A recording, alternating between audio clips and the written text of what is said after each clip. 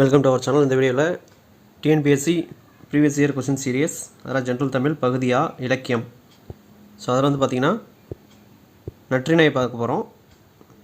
Okay, so அதில் வந்து பார்த்திங்கன்னா ஃபஸ்ட்டு நம்ம 3 டாபிக் நம்ம கவர் பண்ணி ஆல்ரெடி போட்டாச்சு. அதோட வீடியோஸ் வந்து நம்ம சேனலை சப்ஸ்கிரைப் பண்ணி பக்கத்தில் ப்ளேலிஸ்ட் இருக்கும், அதில் போனீங்கன்னா நீங்கள் செக் பண்ணி பார்த்துக்கலாம். சப்ஸ்கிரைப் பண்ணுற மூலிமா நீங்கள் அடுத்தடுத்த வீடியோஸ் உங்களுக்கு வந்து நோட்டிஃபை ஆகும். ஸோ இப்போ 4th டாபிக் புறநானூறு அகநானூறு அதுவும் நம்ம கம்ப்ளீட் பண்ணியிருக்கோம். இதெல்லாமே நம்ம அடுத்தடுத்த வீடியோ என்ன போட போகிறோம் அப்படிங்கிறது டெலகிராமில் நான் அப்டேட் பண்ணியிருப்பேன். ஒரு 2-3 ஹவர்ஸ் முன்னாலே நான் அப்டேட் பண்ணி போஸ்ட் பண்ணுவேன். அதேமாரி அடிஷ்னல் இன்ஃபர்மேஷன் இப்போ school book content, government material, PDF, இதுமாரி நிறையா எக்ஸ்ட்ரா ஃபைல்ஸும் நான் வந்து டெலகிராமில் ஷேர் பண்ணியிருப்பேன். ஸோ டெலகிராம் லிங்க் நான் கீழே கொடுத்துருக்கேன் டிஸ்கிரிப்ஷனில், கிளிக் பண்ணி வேணுமா நீங்கள் ஜாயின் பண்ணிக்கோங்க. அதில் இருக்கிற ஃபைல்ஸ்லாம் யூஸ் பண்ணிக்கோங்க. இப்போ நற்றிணை நம்ம பார்த்துடலாம். இப்போ நற்றிணையை பேஸ் பண்ணி 24 கொஷின்ஸ் இருக்குது. இந்த 24 கொஷின் நம்ம எப்படி கலெக்ட் சோர்ஸ், அதாவது இந்த டிஎன்பிசி ப்ரீவியஸ் இயர் கொஷின் சொல்லிட்டோம். இது தமிழ் பேஸ் பண்ணி தான். இது எஸ்ஐ எக்ஸாமு, போலீஸ் எக்ஸாம் எல்லாத்துக்கும் யூஸ் பண்ணிக்கலாம். பட் மெயினாக டிஎன்பிசி ப்ரீவியஸ் கொஷின்லேருந்து நம்ம இதை எடுத்தது எல்லாமே ஃபுல்லாகவே டிஎன்பிசி கொஷின் தான். பட் அந்த கொஷின்லாம் எப்படி எங்கள் ஸ்கூல் புக்கில் இருக்கிறதா அவங்களும் எடுத்து வச்சுருப்பாங்க. ஸோ ஸ்கூல் புக்கு படிக்கிறவங்க படிக்கிற எக்ஸாம் ஓரியன்டாக இல்லை எல்லாத்துக்கும் இது யூஸ்ஃபுல்லாக இருக்கும். மெயினாக ஃபஸ்ட்டு டிஎன்பிசி, ரிமைனிங் எல்லாத்துக்கும் ஸ்கூல் புக்கு படிக்கிற எல்லா காம்படிட்டிவ் எக்ஸாமுக்கும் இது யூஸ் ஆகும். இதில் வந்து ஒரு 39 கொஷின் பேப்பர் ரெஃபர் பண்ணியிருப்போம். 2012 2023 வரையும் நடந்த, இங்கே பாருங்கள் கீழே என்னென்ன எக்ஸாம் நடந்திருக்கோ அது எல்லாத்துலேயும் 2012 2023 நடந்த ஜென்ரல் தமிழ் ரிலேட்டடாக சிலபஸ் உள்ள கொஷின்ஸ் எல்லாமே தெளிவாக ஒன்று கூட மிஸ் பண்ணாமல் கலெக்ட் பண்ணி அதில் வந்து போட்ட கொஷின் தான் அந்த 24 கொஷின். இது இந்த டெஸ்டினிங் ஆர்டரில் நம்ம பார்க்க போகிறோம். 2023 22 அப்புறம் 21 20 எக்ஸாம் நடக்கல, 19 18 அப்படியே 2012 வரையும் டெஸ்டினிங் ஆர்டரில் போவோம். இப்போ ரீசெண்டாக நற்றினை எதுவும் கேட்கல, பட் யூனிட் 8 கேட்டிருப்பாங்க. யூனிட் 8 கொஷினை நான் லாஸ்ட்டில் கொடுத்துருப்பேன். ஸோ இந்தமாரி இங்கிலீஷ் அண்ட் தமிழ் இருக்கும். அப்போ யூனிட் 8 இந்த 3900 ஆல்மோஸ்ட் வந்து பார்த்திங்கன்னா ஒரு 4000 கொஷின்லேருந்து ரெஃபர் பண்ணியிருக்கோம். அது இல்லாமல் யூனிட் 8 ஒரு 50 கொஷின் பக்கம் அப் டு டேட் வரலையும், ஜூலை மாதம் நடந்த வரலையும் ஜென்ரல் ஸ்டடீஸில் இருக்கிற யூனிட் 8 இருக்கிற தமிழ் கொஷினும் நற்றினை பேஸ் பண்ணி உள்ள கொஷின் இதில் நம்ம கவர் பண்ணி பார்க்க போகிறோம். ஸோ அதெல்லாம் சேர்த்து தான் 24 கொஷின். இப்போ ஃபஸ்ட்டு கொஸ்டின் பார்த்துடலாம். 8 தொகை நூல்களில் முதலாவதாக வைத்து எண்ணப்படும் நூல் என்னென்னு கேட்குறாங்க. நற்றிணை. ஸோ நமக்கு தெரியும் 8 தொகை நூல்கள் சங்க இலக்கியங்களில் 8 தொகை 10 பாட்டு தான் சங்க இலக்கியங்கள். அதில் 8 தொகையில் நற்றிணை, குறுந்தொகை, ஐங்குறுநூறு, 10 பரிபாடல், கலித்தொகை, அப்புறம் அகநானூறு, புறநானூறு. இப்போ ஃபஸ்ட்டாக வைத்து அந்த எண்ணப்படுற நூலை ஃபஸ்ட்டு வந்து தொகுத்தவங்க யாரும் இருக்க மாட்டாங்க. ஸோ 2 விஷயம் இருக்கணும். நற்றிணையை பொறுத்தவரையும் முதலாவதாக வைத்து எண்ணப்படும் நூல் அப்படின்னு கேட்டாங்கன்னா அது நற்றிணை. முதலாவதாக தொகுக்கப்பட்ட நூல் என்னன்னு கேட்டாங்கன்னா அது குறுந்தொகை. ஸோ தெளிவாக பார்த்துங்க, ஓகேங்களா? இப்போ நற்றிணை, குறுந்தொகை, ஐங்குறுநூறு, 10 பரிபாடல், கலித்தொகை, அகநானூறு, புறநானூறு.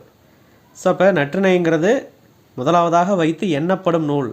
ஃபஸ்ட்டு அதை தான் வச்சுருக்காங்க, நற்றிணை தான் ஆரம்பிக்குது. அதனால் முதலாவது வைத்து ஸ்டார்ட் பண்ணுற நூல் எண்ணப்படுற நூல் 1 2 3 அப்படிங்கிற மாதிரி ஃபஸ்ட்டாக வைத்து எண்ணுறோம். அதுதான் வந்து நற்றிணை எண்ணப்படும் நூல் அப்படின்னு சொல்கிறாங்க.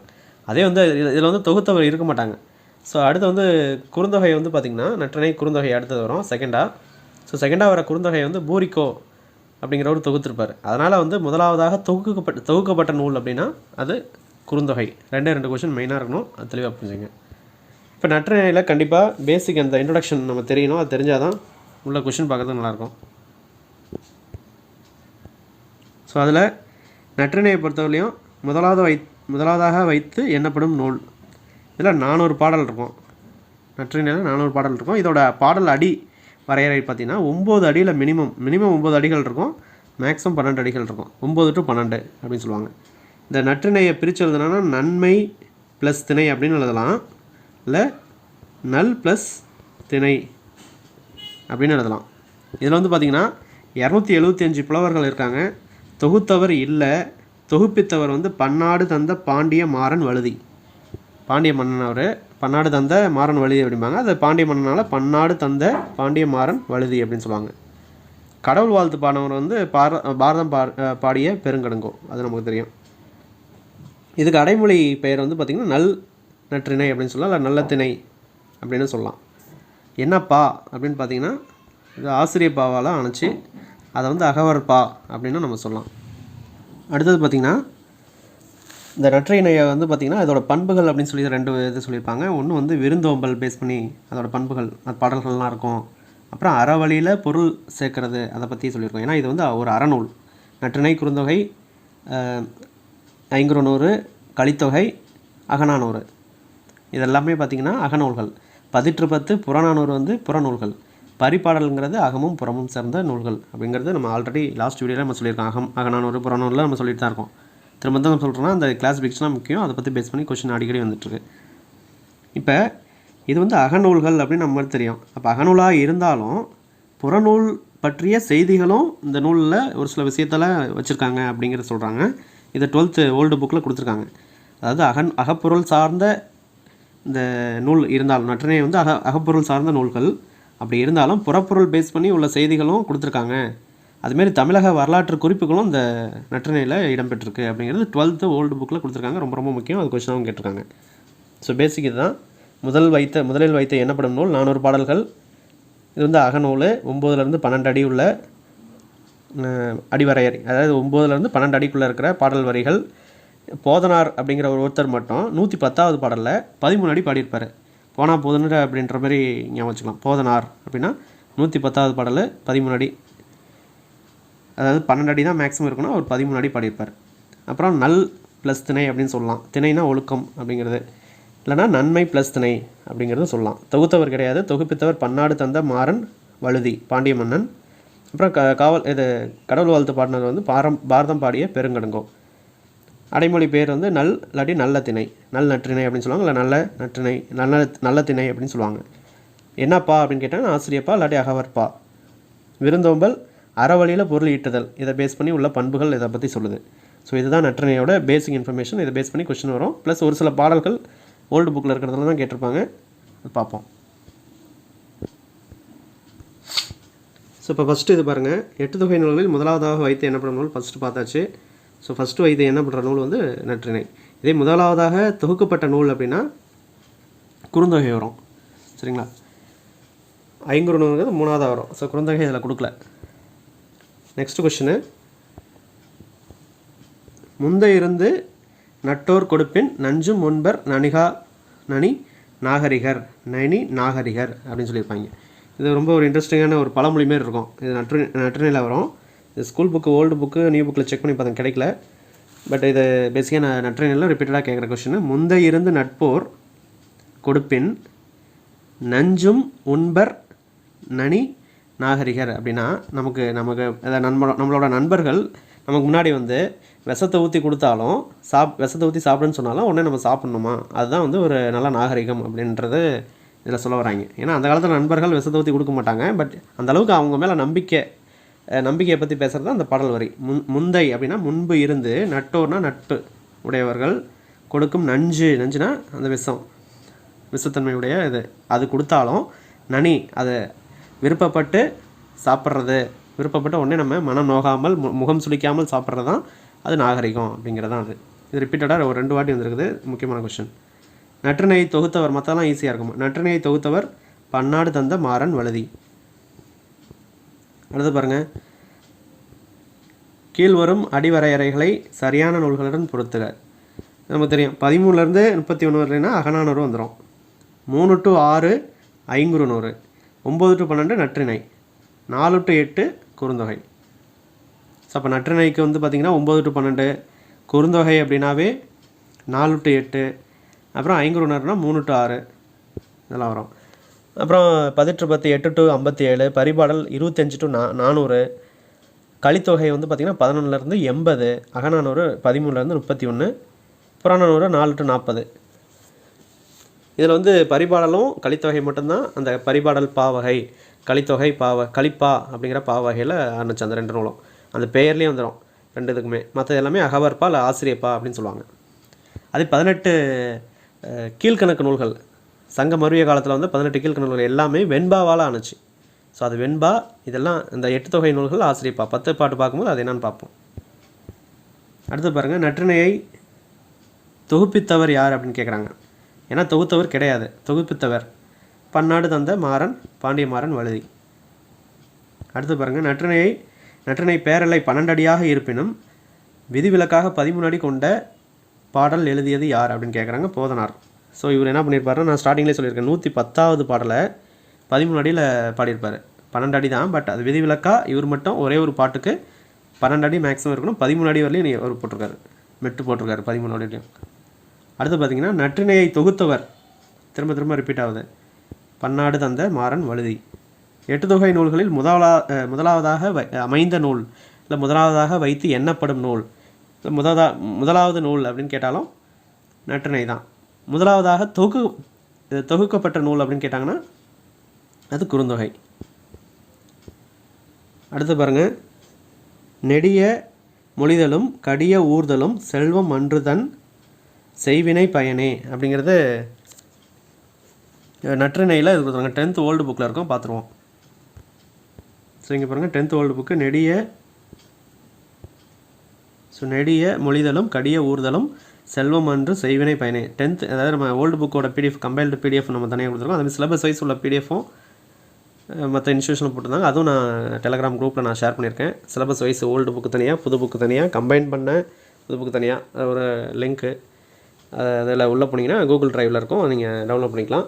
ஸோ நான் டெலகிராம் லிங்க்கில் நான் கொடுத்துருப்பேன், அது வேணுங்கிறவங்க அதை கிளிக் பண்ணி நீங்கள் ஜாயின் பண்ணிக்கோங்க. அதுமாரி மற்ற இன்ஃபர்மேஷனும் ஒரு சில இன்ஃபர்மேஷன் இம்பார்ட்டன்ட் ஃபைல்ஸ்லாம் இதுக்கப்புறமும் ஷேர் பண்ணுவோம், இதுக்கு முன்னாடியும் ஷேர் பண்ணியிருக்கோம். ஸோ வேறு ஏதாவது பிடிஎஃப் மெட்டீரியல்ஸ் நம்ம இப்போ கொஷின் பிடிஎஃப் மட்டும் இப்போ நம்ம கொடுக்க மாட்டோம், லாஸ்ட்டாக சிலபஸ்லாம் கம்ப்ளீட் பண்ணி கொடுப்போம். ஏன்னா பிடிஎஃப் கொடுத்தா கண்டிப்பாக படிக்க மாட்டீங்க, இதில் அடிஷ்னல் இன்ஃபர்மேஷன் நிறைய நம்ம சொல்லுவோம். அதனால் வீடியோ பார்த்து அந்த லெசனில் நீங்கள் என்ன நோட்ஸ் எடுத்து வச்சுக்கோங்க. மேக்ஸிமம் அதில் நீங்கள் படிக்கிறதுல கவர் ஆகிரும், இல்லாத நோட்ஸ் எடுத்து வச்சுக்கோங்க. ஃபைனலாக சிலபஸ் முடிச்சதுக்கப்புறம் ஒரு 3-4 months அந்த எக்ஸாம் டைமில் என்ன பார்ப்போம். ஸோ இதில் வந்து பார்த்திங்கன்னா இந்த பாட்டை பேஸ் பண்ணி, ஸோ டெலகிராம் லிங்க் கீழே இருக்கும், இனிமேல் ஜாயின் பண்ணி அந்த ஃபைல்ஸ்லாம் யூஸ் பண்ணிக்கோங்க. ஸோ இந்த பாட்டை பேஸ் பண்ணி ஒரு 3 கொஷின் கேட்டிருப்பாங்க. சான்றோர் செல்வம் என்பது சேர்ந்தோர் புன்கண் அஞ்சும் பண்பின் மென்கண் செல்வம் செல்வமென் பதுவே அப்படிங்கிற ஒரு கொஷின் கேட்டிருப்பாங்க. நெடிய மொழிதலும் கடிய ஊர்தலும் செல்வம் அன்று செய்வினை பயனே அப்படிங்கிறது வித்தோடு சென்ற வட்டினா என்ன, பண ஓலை பெட்டி வட்டினா. ஸோ இதெல்லாமே ஒரு 3 கொஷின் இதுலேருந்து வந்திருக்கும், அதனால் அந்த பாட்டை ஃபுல்லாக பார்த்துருவோம். அரிகால் மாறிய அங்கன் அகல்வயல் மறுக்கால் உழுத ஈர செருவின் வித்தோடு சென்ற வட்டி. அதாவது ஒரு வாட்டி உழுது இதை அது உழுது அறுத்த வயலில் திரும்பவும் அந்த நிழல்லையே அந்த ஈர நிலத்துலேயே திரும்பவும் விதைச்சி இது பண்ணுறது அப்படின்ற மாரி இது மீனிங் வரும். கீழே நம்ம பார்ப்போம். வட்டி பற்பல மீனோடும் பெயரும் யானர் ஊற நெடிய மொழிதலும் கடிய ஊர்தலும் செல்வம் அன்றுதன் செய்வினை பயனே. சான்றோர் செல்வம் என்பது சேர்ந்தார் புன்கண் அஞ்சும் மென்கண் செல்வம் மென்பதுவே அப்படின்னு சொல்லி முடிச்சிருக்காங்க. பாருங்கள், பொருள் பாருங்கள். உழவர் நெற்கதிர்களை அறுவடை செய்த பின்னர் அகன்ற அழகிய வயலை மறுபடியும் பயிர் செய்ய உழுதனர். ஆனால் அரிகால்னால் நெற்வயல். இப்போ அறுவடை பண்ணிட்டாங்க, திரும்பவும் இது அறுவடை பண்ணுறாங்க அப்படின்ற மாதிரி சொல்கிறாங்க, உழுதனர் அப்படின்னு சொல்லியிருக்காங்க. பனையோலை பெட்டியில் விதை கொண்டு சென்று ஈரமுள்ள நிலத்தில் விதைத்தனர். இப்போ பனையோலை பெட்டி, வட்டினா பனையோலை பெட்டி அப்படின்னு சொல்லுவாங்க. இங்கே இருக்கு பாருங்கள், வட்டி. வித்தோடு அப்படின்னா விதையை சென்ற வட்டி அப்படின்னா வித்தோடு சென்ற பனையோலை பெட்டி, அது தனியாக ஒரு கொஷின் கேட்டிருப்பாங்க. பெட்டி விதை கொண்டு சென்று ஈரமுள்ள நிலத்தில் விதைத்தனர். பின்னர் அவர்கள் அங்குள்ள நீர்நிலைகளில் பல்வகை மீன்களை பிடித்து அப்பெட்டியில் கொண்டு வந்து வருகின்ற புது உருவாயினை உடைய மருத நிலை தலைவனே அப்படின்னு மருத நிலை தலைவனை பார்த்து சொல்கிறாங்க. அரசால் சிறப்பு செய்ய பெறுதலும் இந்த பாடலோட வரி, நெடிய மொழிதலும் கடிய ஊர்தலும் அப்படிங்கிறது. அரசால் சிறப்பு செய்ய பெறுதலும் யானை தேர் குதிரை முதலிய ஊர்திகளில் அவ்வரசர் முன்னிலையில் விரைந்து செல்லுதலும் செல்வம் சிறப்பன்று. இந்தமாரி யானை தேர் குதிரை ஊர்திகளில் போகிறது வந்து விரைந்து செல்லணும் அப்படின்ற மாரி அப்படி சொல்கிறதெல்லாம் செல்வம் அப்படி கிடையாது, செல்வமானது அப்படி சிறப்பன்று அப்படின்னு சொல்கிறாங்க. செல்வம் அப்படி கிடையாது. அஃது அவர்தம் முன்வினை பயனே, அவர் முன்னால் செஞ்ச அந்த வினையோட பயன்தான் அது அப்படின்ற மாதிரி சொல்கிறாங்க.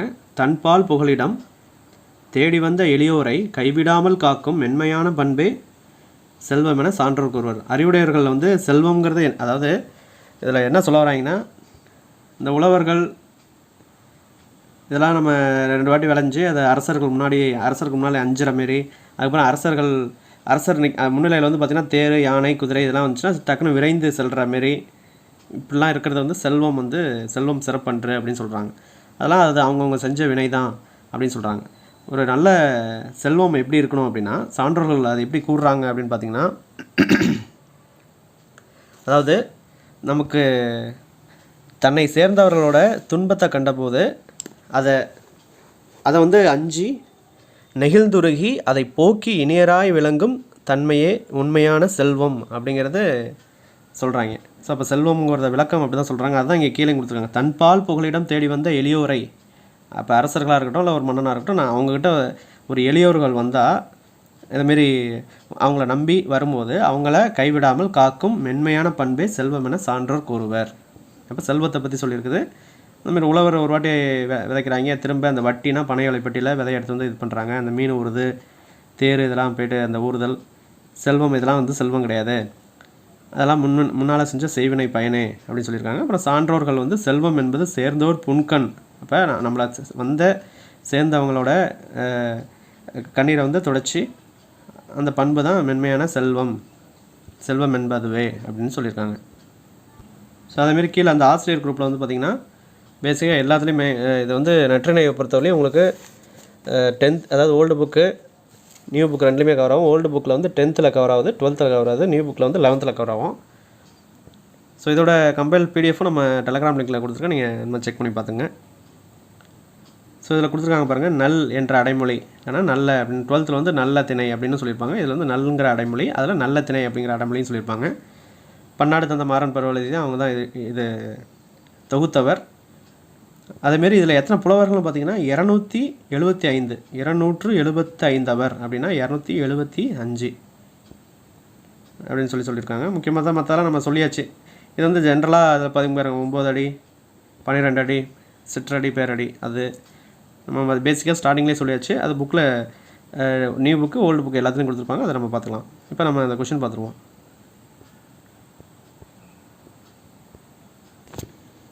ஸோ இப்போ இந்த கொஷினில் நம்ம அந்த பாட்டை பார்த்த 10th இருக்கிற ஓல்டு புக்கு அதில் பார்த்த பாட்டு தான் அதில் இருக்குது. இது அதை பேஸ் பண்ணி ஒரு 3 கொஷின் வரும், அதனால தான் அது தெளிவாக நம்ம சொல்லிட்டு வந்திருக்கோம். ஸோ நெடிய மொழிதலும் கடிய ஊர்தலும் செல்வம் அன்று தன் செய்வினை பயனே.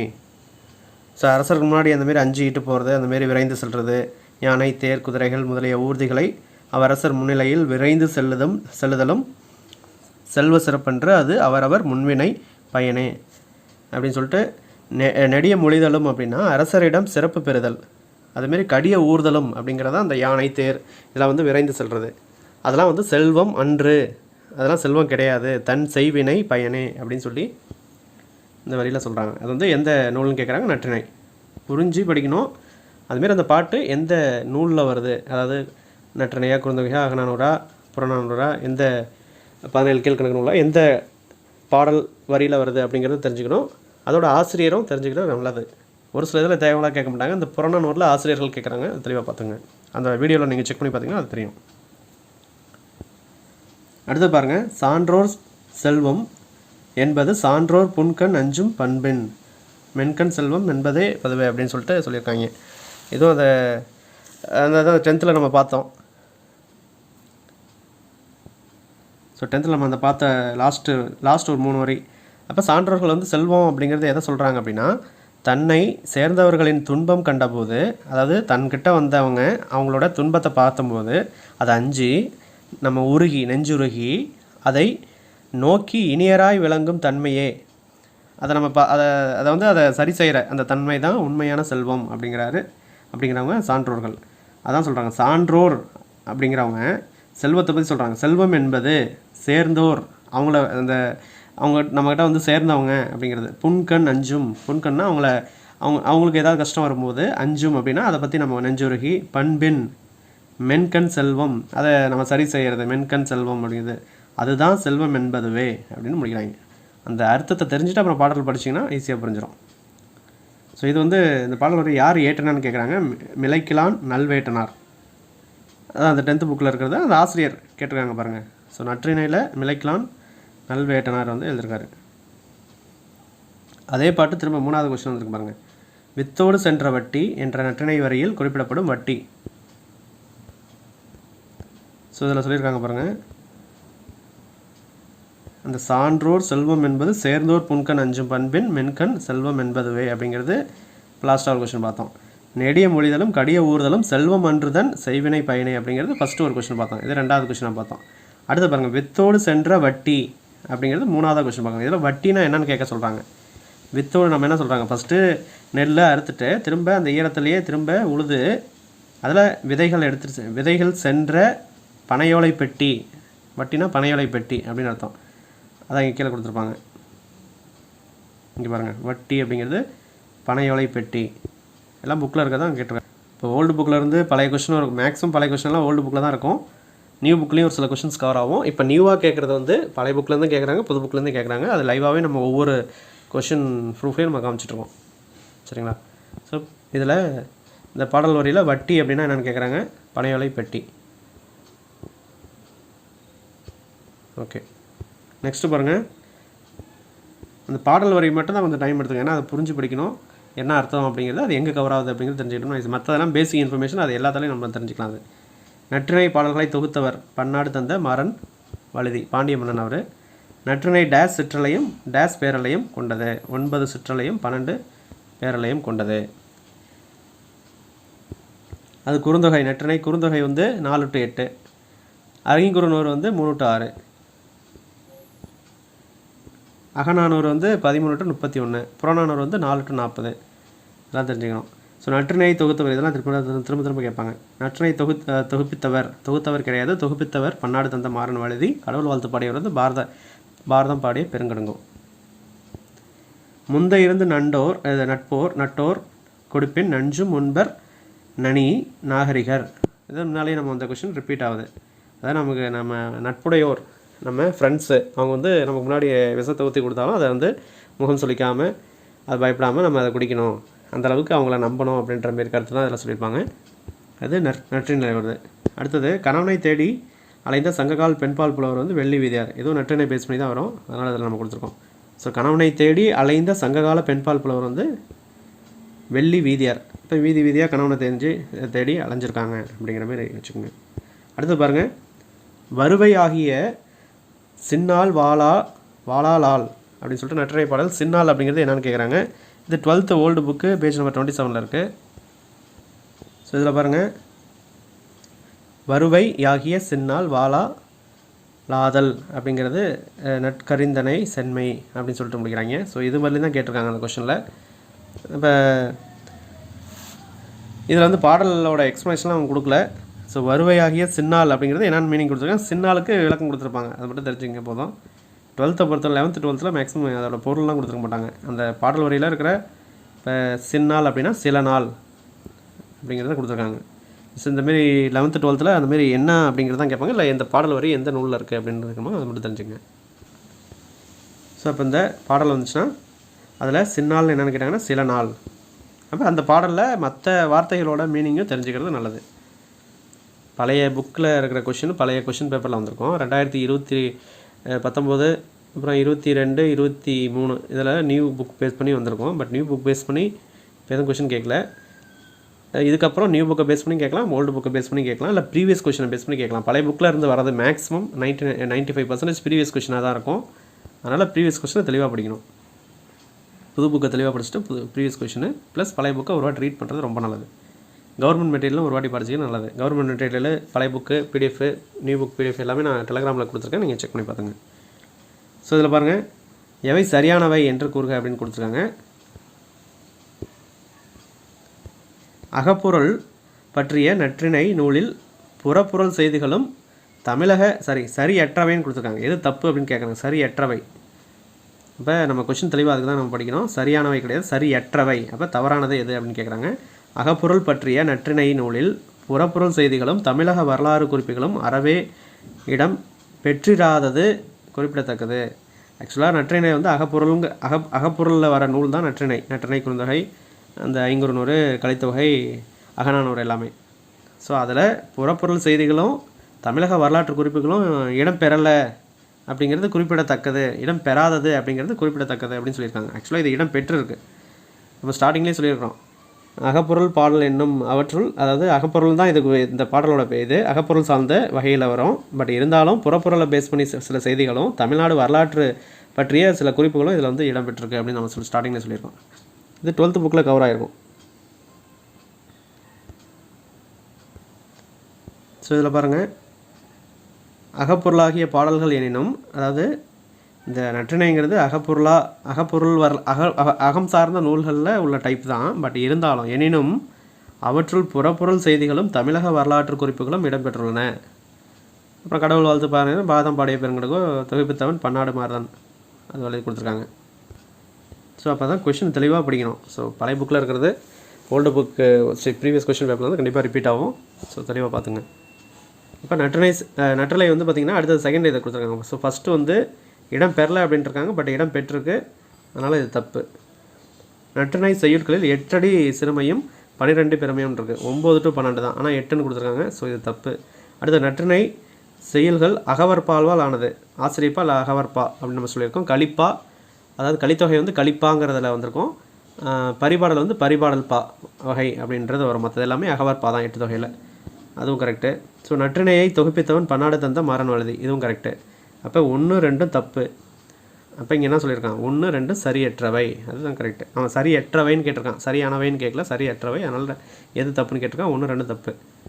அப்புறம் முந்தை இருந்து நட்பின் நட்டோர் கொடுப்பின் நஞ்சு முன்பர், அதுதான் நமக்கு முன்னால் நம்ம ஃப்ரெண்டு வந்து விஷத்தை கொடுத்தாலும் முகம் சுளிக்காமல் அதை குடிக்கணும், அதுதான் நாகரிகம். நனி நாகரிகர் அப்படின்னு சொல்லியிருப்பாங்க. அது நற்றிணை. நஞ்சு நற்றிணை, நஞ்சு குடித்தா நற்றிணை நல்லது அப்படின்ற மாதிரி ஏதாவது மைண்ட் வச்சுங்க. பாடல் வரி ஏன்னா நிறைய புரிஞ்சுக்கணும், ப்ளஸ் அது நற்றிணை அகநானூறுவா புறநானூறுவா அப்படின்ட்டு நம்ம கன்ஃபியூஸ் பண்ணி போட்டக்கூடாது. அதுக்கு ஏதாவது பாடல் வரியை புரிஞ்சதுக்கப்புறம் அதாவது நீங்கள் க்ளூ மாரி ஈஸியாக அது மைண்டில் வச்சுக்கிறதுக்கு ஷார்ட்கட் மாரி போட்டுக்கலாம்.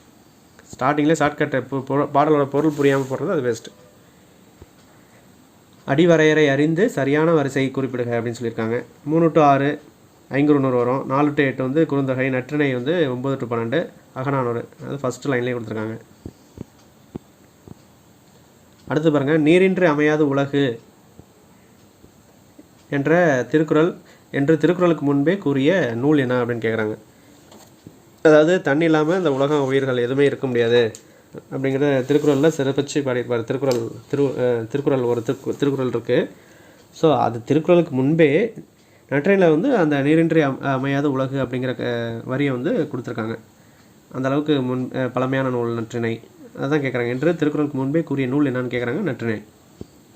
நீரின்றி அமையாத உலகம்னா அந்த தண்ணி இல்லாமல் இந்த உலகம் இல்லை. இப்போ நீர் இல்லாமல் எந்த உயிரினமும் இந்த உலகத்தில் வாழ முடியாது அப்படிங்கிறதான். அடுத்த கொஸ்டின் பாருங்கள்.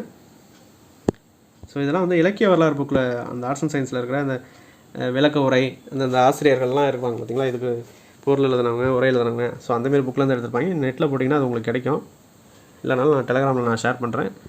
ஸோ அது பார்த்துங்க. இது வந்து பார்த்திங்கன்னா, நும்மினும் சிறந்தவை நுவ்வை ஆகுமென்று அன்னை கூறினல் புனையது சிறப்பு. அது ஆக்சுவலாக என்னென்னா, ஜென்ரல் தமிழில் கேட்குற 100 கொஷின் வந்து புக்கை தாண்டி எங்கேயும் போகாது. New book, old book, previous question 1, 2 government material போகலாம். அது ரொம்ப ரேரு. ஒரு 4-5 கொஷனில் ஒரு 10 கொஷின், சரி ஒரு 5-6 கொஷின் போகலாம், அதுக்கு மேலே போகாது. 95+ new and old book previous கொஷினை பேஸ் பண்ணி தான் ஜென்ரல் தமிழுக்கு 100 மார்க் வரும் கண்டிப்பாக. பட் யூனிட் 8ங்கிறது என்னது, டிகிரி ஸ்டாண்டர்டில் கொடுத்துருப்பாங்க எல்லா கொஷினும். Maximum degree standard. Group 4 okay. But மற்ற எக்ஸாம்ஸ்லாம் வந்து பார்த்திங்கன்னா அசிஸ்டன்ட் ஜெயிலரே இருக்கட்டும், இல்லை மற்ற இதெல்லாம் பார்த்திங்கன்னா குரூப் 3. ஸோ ஒரு சில இதெல்லாம் டிகிரி ஸ்டாண்டர்டு. அந்த general studies degree standard. Group 2லாம் எடுத்துன்னா டிகிரி ஸ்டாண்டர்டில் இருக்கும். ஸோ அந்தமாரி யூனிட் 8ல் கேட்கும்போது அவங்க வெளியிலேருந்து கண்டிப்பாக கேட்பாங்க கொஷின் கொஞ்சம் டஃப் பண்ணுறதுக்காக. இந்த அறநானூறு, அது புறநானூறு, நற்றிணை, அதுக்கப்புறம் இந்த கம்பராமாயணம். ஸோ இந்தமாரி வெளியிலேருந்து கேட்கலாம் யூனிட் 8ல் மட்டும். ஸோ பட் அந்த வர ரிப்பீட் ஆகிற கொஷினு, ப்ரீவியஸ் கொஷின்லாம் இதுக்கு முன்னாடி என்னென்ன கேட்டிருக்காங்களோ அதெல்லாம் பார்த்து அதை படித்து வச்சுருக்கோம். அதிலேருந்து கண்டிப்பாக ஒரு 2-3 ரிப்பீட் ஆகும். ஸோ அப்போ ஈஸியாக நம்ம அடிச்சிடலாம். ஸோ இப்போ பாருங்கள், அதுக்கு தான் அந்த ப்ரீவியஸ் கொஷின் பார்த்துங்க. நும்மினம் சிறந்தவை நுவ்வை ஆகுமென்று அன்னை கூறினல் புனையது சிறப்பே அப்படின்னா இது ஒரு கதை மாரி சொல்லியிருப்பாங்க. அந்த காலத்தில் இந்த வாத்து பக்கம் விளையாட போவாங்க. அப்போ என்ன பண்ணுவாங்கன்னா, புன்னைங்கிற ஒரு விதையை வந்து, புன்னை எது அப்படின்னா புன்னைங்கிற ஒரு விதையை வந்து அந்த ஆற்று மணலில் சாப்பிட்டு, அந்த பழமே இருக்கும், சாப்பிட்டு அந்த விதையை போட்டுருவாங்க, அங்கே தூக்கி போட்டுருவாங்க அந்த மணலில். அது காற்றடிச்சு அது மூடி அது முளைச்சி வர ஆரம்பிக்கும். பின்னால் போய் பார்த்தா அது மரம் மாரி வந்துடும். அதுக்கப்புறம் அவங்க அம்மா அந்த மரத்தை வந்து, இது உன் தங்கச்சி மாதிரி, நுவ்வை நும்மினும் சிறந்தது நுவ்வைனா தங்கை அப்படிங்கிறது மீனிங், உன் தங்கச்சி மாதிரி அப்படின்னு சொன்னோன்னே அதுக்கப்புறம் அதை அந்த அளவுக்கு ஒரு சிறப்பு பெற்ற மரம் அப்படின்னு சொல்லி அதை கூறது தான் அந்த கதை. இது அந்த பாடல் வரியை முழுசாக படித்து அதை நான் ஜென்ரலாக அதை உங்களுக்கு சொல்கிறேன். ஸோ அப்போ இதில் நுவ்வை என்பது என்னென்னு கேட்குறாங்க. நுவ்வைனா தமக்கை. சாரி தமக்கை எல்டர் சிஸ்டர்னால் நம்ம அதை மூத்தவங்க அக்கா, தங்கைன்னு சொல்லிட்டு அக்கா, யங்கர் சிஸ்டர் கிடையாது அக்கா. இப்போ நுவ்வை இங்கே ஆன்சர் கொடுத்துருங்க பாருங்க, தமக்கைனா எல்டர் சிஸ்டர், யங்கர் சிஸ்டர்னால் தங்கச்சி, எல்டர் சிஸ்டர்னால் அக்கா. அது வந்து உங்கள் அக்கா மாதிரி அப்படின்ற மாரி. நும்மினும் சிறந்தது நுவ்வை ஆகுமென்று அன்னை கூறினல் புனையது சிறப்பே. நுவ்வைனா எல்டர் சிஸ்டர், தமக்கை அப்படின்னு அர்த்தம், மைண்ட் வச்சுங்க. நெக்ஸ்ட்டு இதுவும் அந்த இலக்கிய வரலாறு பேஸ் பண்ணி உள்ள புக்கில் தான் கொடுத்துருப்பாங்க. ஏதிலாளன் கவலை கற்ற ஒரு முல்லை அறுத்தா திருமா உண்ணி அப்படின்னா இது கண்ணகி வரலாற்று பேஸ் பண்ணி உள்ள, கண்ணகி வரலாறு மாரியே இருக்குது நற்றிணையில் இந்த வரிகள், கண்ணகி வரலாற்றை குறிப்பிடுறது போலயே இருக்குது அப்படிங்கிறது சொல்லுது. கண்ணகி வரலாற்றை குறிப்பது போல காணப்படும் இவ்வரிகள் இடம்பெற்றுள்ள சங்க இலக்கியம் என்னான்னு கேட்குறாங்க. புராணம் இது நற்றிணை வருது ஆன்சரு. இது மீனிங் என்னென்னு பார்த்தீங்கன்னா, ஒரு நாள் ஏற்பட்ட கவலை வருத்தியதால் ஒரு முளை அப்படின்னு சொல்லியிருக்காங்க. ஒரு முளை அறுத்த திருமா உண்ணி அப்படின்னா, இந்த திருமா உண்ணிங்கிற ஒரு பெண்ணு வந்து இப்போ மதுரையில் கண்ணகி ஒரு பர்டிகுலர் ஏரியாவை அந்த மாடு கன்று குழந்தைங்க பெரியவங்க வயசானவங்க நல்லவங்க இவங்களெலாம் தவிர மற்றதெல்லாம் எரிஞ்சு சாம்பலாகட்டும் அப்படின்னு சாபம் விடுவாங்க பாரு, அந்தமாரி இவங்களும் அந்த சாபம் விட்ட மாரி இவங்க சொல்லியிருப்பாங்க. அந்த கவலையில் வந்தவங்க. அதனால் அந்த திருமாவுண்ணிங்கிறது ஒரு பெண்ணு, அது வந்து கண்ணகியாக இருக்கலாம் அப்படிங்கிறத குறிப்பிட்றாங்க. திருமாவுண்ணிங்கிறது ஒரு லேடி, அவங்க வந்து கண்ணகியாக இருக்கலாம். அவங்க வந்து கவலையில் இருக்கும்போது அந்தமாரி வருந்தியதால் அதுமாரி அறுத்து செயலாற்றிய திருமாவுண்ணி என்பவள் கண்ணகியாக இருக்கலாம் அப்படிங்கிறத மீனிங் தான் அந்த பாடல் வரும். இது நற்றிணை. அப்போ கண்ணகியின் வரலாற்றை குறிப்பது போல காணப்படும் இவ்வரிகள் இடம்பெற்றுள்ள சங்க இலக்கியம் அப்படின்னு கேட்டிருக்காங்க. ஏதிலாளன் அப்படின்னா ஒருவனால் ஏற்பட்ட கவலை வருத்தியதால் ஒரு முளை அறுத்த செயலாற்றிய திருமா உண்ணி என்பவள் கண்ணகியாக இருக்கலாம் அப்படிங்கிறது அந்த பாடலோட மீனிங். ஸோ அவ்வளோதான், எல்லா கொஸ்டினும் நம்ம கவர் பண்ணிட்டோம். Maximum 24 question, 4000 questions plus unit 8லேருந்து கரெக்டாக தெளிவாக ஒரு கொஷின் மிஸ் பண்ணாமல் எடுத்து நம்ம ரெஃபர் பண்ணி இதில் போட்டிருப்போம். ஸோ கண்டிப்பாக இது உங்களுக்கு யூஸ்ஃபுல்லாக இருக்கும்னு நினைக்கிறேன். ஸோ இதோட இது ஓல்டு புக்கு PDF மற்ற எல்லாமே நான் டெலிகிராம் லிங்கில் கொடுத்துருக்கேன். வேணும்னா நீங்கள் கிளிக் பண்ணி ஜாயின் பண்ணிக்கோங்க. உங்கள் ஃப்ரெண்ட்ஸும் ப்ரிப்பேர் பண்ணாங்கன்னா அவங்களுக்கும் ஷேர் பண்ணுங்கள், அவங்களுக்கும் இது யூஸ்ஃபுல்லாக இருக்கட்டும். இந்த வீடியோ உங்களுக்கு பிடிச்சிதுன்னா ஒரு லைக் கொடுங்க, நமக்கு ஒரு மோட்டிவேஷனாக இருக்கும். அதேமாரி பக்கத்தில் இருக்கிற சப்ஸ்கிரைப் பட்டன் இருக்கும், சப்ஸ்கிரைப் பண்ணி பக்கத்தில் பெல் பட்டன் இருக்கும், அதையும் கிளிக் பண்ணிவிட்டு நம்ம போடக்கூடிய அடுத்தடுத்த வீடியோஸ் உங்களுக்கு வேணும்னா சப்ஸ்கிரைப் பண்ணிக்கோங்க, இல்லைனா வேண்டாம். தேங்க்ஸ் ஃபார் வாட்சிங். தேங்க்யூ.